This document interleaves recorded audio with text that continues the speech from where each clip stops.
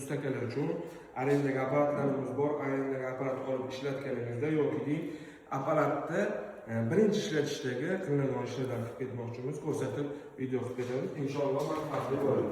Birinchi tokga tiqib olamiz. Bitta tiqib oldik. Kraskani tayyorlab olganmiz. Kraskaga nasosimizni solamiz. Birinchi qilinadigan ishlardan hop moyimizni mana joyiga qo'yamiz.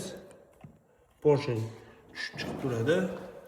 Hop, apparatimizni apparatga klapani bor mana edi. Apparat klapini pastga tushiramiz.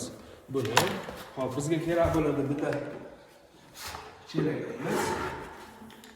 Bu chelakka hop, mana yonida ko'rsating. Mana yonida pitanani yoqadigan joyi bor. Yoqamiz. Yoqqanimizda mana tok yo'ndi.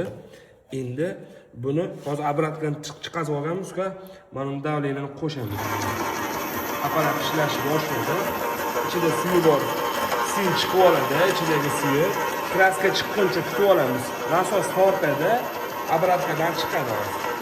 Hozir kraska chiqish boshlaydi. Kraska chiqish boshladi. To'xtatdik. Bu chelakda turadi.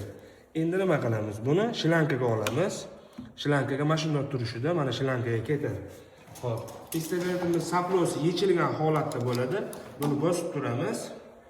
Buni shlankaga olganmiz. Endi davleniyani qo'shamiz mana yerdan. Mana davleniyani sekin yengil qo'shamiz. Suv chiqish boshladi. Shlankada suv bor. Kraska chiqquncha chiqazamiz buni.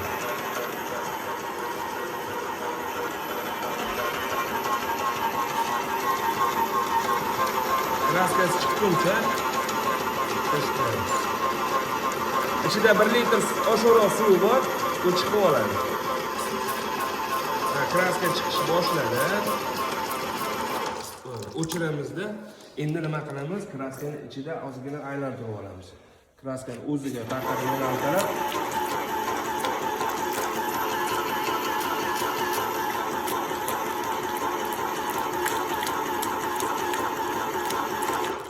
tayyor. Endi saployimizni qo'yamiz. Davleniyani kraskani ochilishiga qarab turib ochib olamiz. Kraskani qanday ochilishini bundan keyingi videolarimizda qo'yib boramiz inshaalloh. Kuzatishda davom etinglar. Salomat bo'ling.